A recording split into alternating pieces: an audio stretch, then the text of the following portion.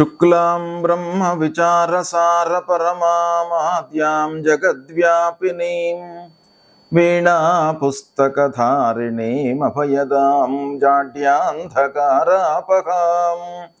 హస్తే స్ఫాటికమాలికాం విదదతీం పద్మాసనే సంస్థితాం వందే తాం పరమేశ్వరీం భగవతీం బుద్ధిప్రదాం శారదాం. శ్రీ మహాగణాధిపతయే నమః. శ్రీ మహాసరస్వత్యై నమః. శ్రీ గురుభ్యో నమః. 2024వ సంవత్సరం అక్టోబర్ నెలలో మకర రాశి వారికి గోచార ఫలితాలు ఎలా ఉన్నాయో తెలుసుకుందాం. మకర రాశి వారికి ఈ అక్టోబర్ మాసంలో గ్రహస్థితి, సూర్యుడు 9వ స్థానంలో ఉన్నాడు 16వ తారీఖు వరకు. తదనంతరం దశమ స్థానంలోకి ప్రవేశిస్తున్నాడు. దశమ స్థానము అనుకూలంగా ఉంటుంది. ఇక కుజుడు ప్రారంభంలో అంటే 20వ తారీఖు వరకు షష్టమ స్థానంలో ఉన్నాడు, అనుకూలం. తదనంతరం సప్తమ స్థానంలోకి ప్రవేశిస్తున్నాడు, ప్రతికూలం. ఇక బుధుడు 9, 10 స్థానాలలో సంచరిస్తున్నాడు. 9, 10 స్థానాలలో అనుకూలంగా ఉంటాడు. గురు భగవానుడు పంచమ స్థానంలో సంచరిస్తున్నాడు, అనుకూలంగా ఉన్నాడు. శుక్రుడు ఏకాదశ స్థానంలో అనుకూలంగా సంచరిస్తున్నాడు. శనైశ్చరుడు ద్వితీయ స్థానంలో అంటే ఏలినాటి శని ఇంకా చివరి దశ లోపల ఉన్నాడు, ఇంకా వెళ్ళిపోతాడనమాట. శనైశ్చరుడు యొక్క ప్రభావం ఉంది, ద్వితీయ స్థానంలో సంచరిస్తున్నాడు. రాహువు అనుకూలంగా ఉన్నాడు, 3వ స్థానంలో సంచరిస్తున్నాడు. కేతువు భాగ్యస్థానంలో ప్రతికూలంగా ఉన్నాడు. ఈ విధంగా గ్రహస్థితి ఉంది. అయితే ఓవరాల్గా మనం చూసినట్టయితే మకర రాశి వారికి శనైశ్చరుడు వెళ్ళిపోతూ కొన్ని మంచి పనులు చేస్తాడు. అది ఈ మాసంలో జరుగుతుంది, అక్టోబర్ మాసంలో.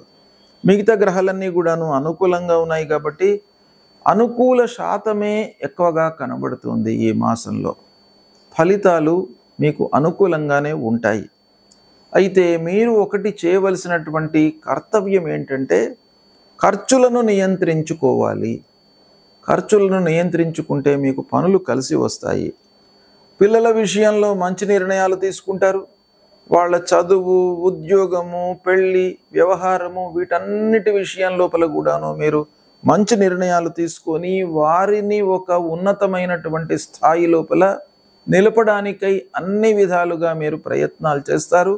అందులో సఫలీకృతులవుతారు. ఇక ఉన్నత విద్యకై చేసేటువంటి ప్రయత్నాలు కూడాను బాగా కలిసి వస్తాయి.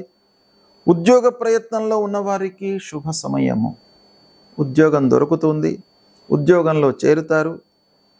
కొత్త ఉద్యోగంలో మీరు సంతృప్తిగా కూడాను ఉంటారు. అయితే ఆదాయపరంగా కొంత మీకు అస్థిరత, అన్సర్టనిటీ ఉన్నప్పటికీ పని లోపల మాత్రం మీరు తృప్తిగా ఉంటారు.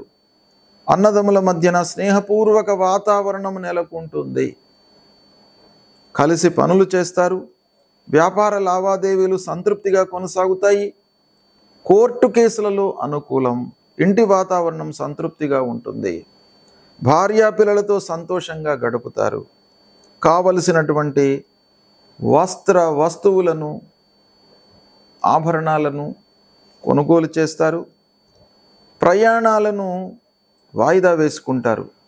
అయితే చేపట్టిన ప్రయాణాలు మట్టుకు మీకు కలిసి వస్తాయి. కొన్ని ప్రయాణాలు మీరు వాయిదా వేసుకుంటారు ఏదో కారణంతో. అయినప్పటికీ ప్రయాణాలు మాత్రము ఓవరాల్గా మీకు బాగా కలిసి వస్తాయి.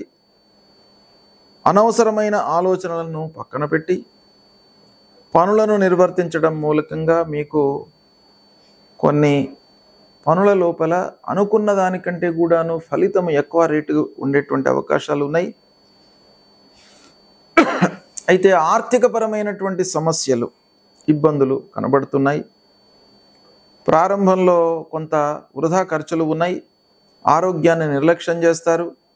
తద్వారా కొన్ని ఇబ్బందులు, వ్యాధులు రావడము, అనారోగ్య సమస్యలు, మెడిసిన్స్ వాడేటువంటి పరిస్థితి, ఇలాంటివి కొన్ని ఫలితాలు కనబడుతున్నాయి. అయితే ఓవరాల్గా మకర రాశి వారికి ఫలితాలు అనుకూలంగానే ఉన్నాయి.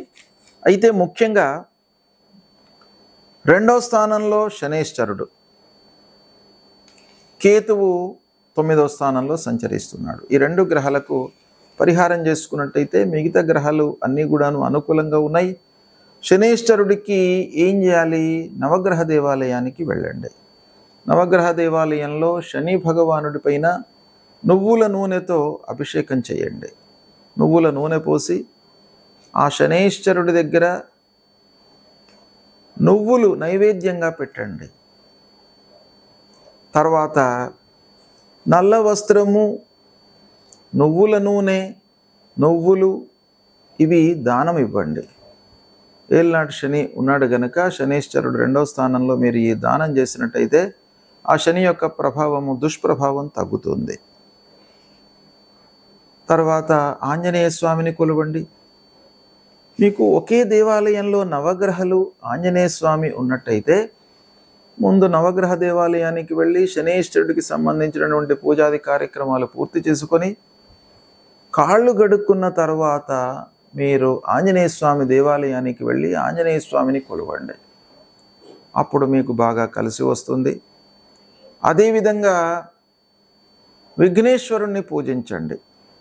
సంకటహర గణేష స్తోత్రం అనేటువంటిది ఉంటుంది. దాన్ని మీరు ప్రతినిత్యం కూడాను చదువుకోండి. ఆ కేతువు మూలకంగా కలిగేటువంటి దుష్ప్రభావము దూరమవుతుంది. ఈ విధంగా చేసినట్టయితే మీకు మకర రాశి వారికి మిగతా గ్రహాలన్నీ కూడా అనుకూలంగా ఉన్నాయి కాబట్టి ఫలితాలు దాదాపు మీకు 70% వరకు అనుకూలంగానే ఉంటాయి. వీటిని మీరు ఫాలో కండి. పరిహారాలను పూర్తిగా చేసుకోండి. భగవంతుడిపై మనస్సు నిలపండి. ఈ విధంగా మీరు పరిహారాలను చేసుకున్నట్టయితే శుభ ఫలితాలు కలుగుతాయి. శుభం.